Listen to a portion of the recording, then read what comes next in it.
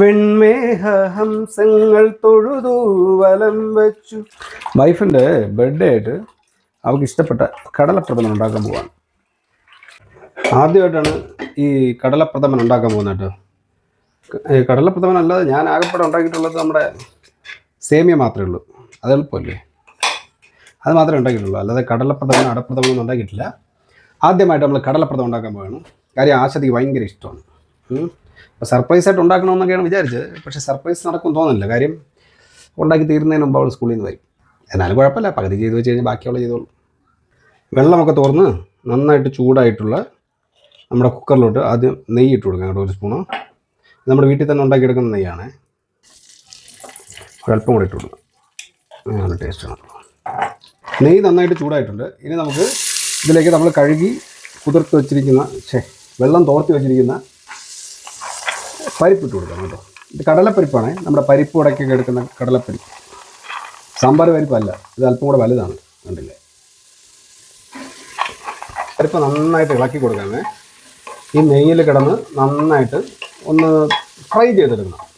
ആദ്യമായിട്ട് ഉണ്ടാക്കുന്ന ഒരു സാധനത്തിൻ്റെ റെസിപ്പി പറയാനുള്ള എൻ്റെ ചങ്കൂറ്റം അല്ലെങ്കിൽ എൻ്റെ ധൈര്യം കണ്ടിട്ട് നിങ്ങൾക്ക് എന്ത് തോന്നുന്നു?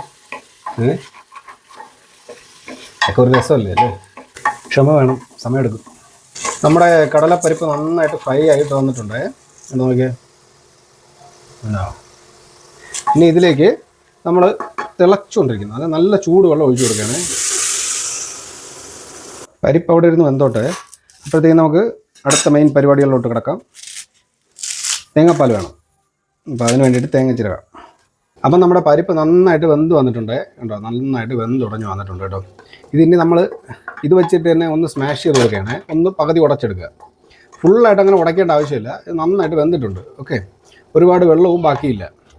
പരിപ്പ് ആദ്യം തന്നെ നന്നായിട്ട് വേവിച്ചെടുക്കണം. ഇല്ല എങ്കിൽ ശർക്കര ഒഴിച്ചതിന് ശേഷം പിന്നെ പരിപ്പ് വേഗത്തില്ല, പിന്നെ ഒന്ന് കല്ലിക്കത്തേ ഉള്ളൂ. അത് കാരണം ആദ്യം തന്നെ ഇത് ചെയ്തെടുക്കുക. അത് കഴിഞ്ഞിട്ട് നമ്മളിത് ശർക്കര പാനി നന്നായിട്ട് ഇതാക്കി എടുത്തിട്ടുണ്ട്.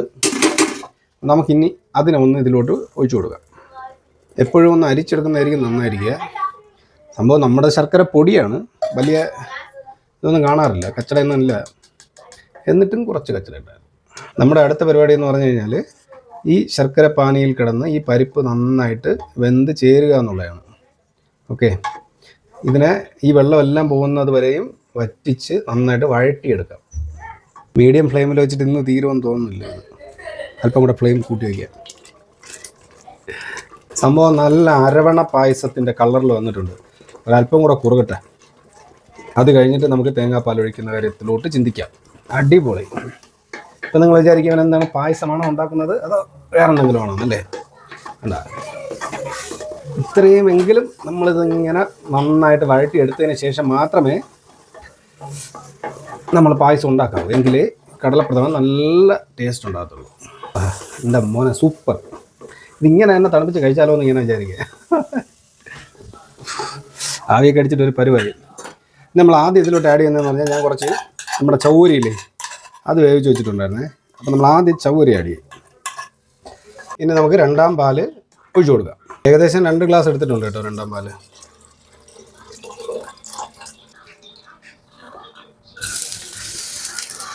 അപ്പോൾ നമ്മുടെ പായസത്തിലോട്ട് വറുത്ത് വെച്ചിരിക്കുന്ന ഈ സംഭവങ്ങളൊക്കെ ഇട്ടുകൊടുക്കുക. അങ്ങനെ നമ്മുടെ കടലപ്രഥമൻ ഏകദേശം റെഡി ആയിട്ടുണ്ട്.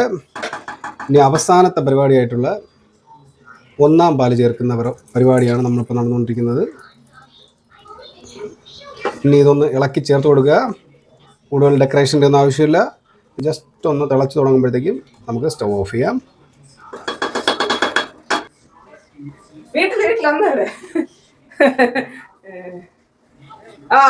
പായസം വെച്ചോണ്ടിരിക്കുന്നത്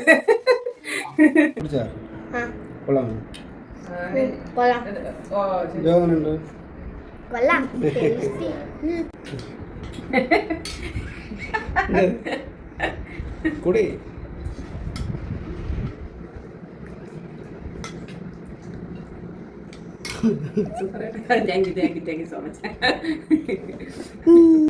ആദ്യമായിട്ടാണ് തേങ്ങാപ്പാൽ വീണു.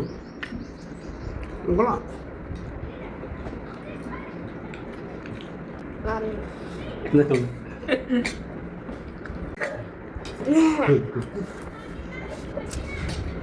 Doping?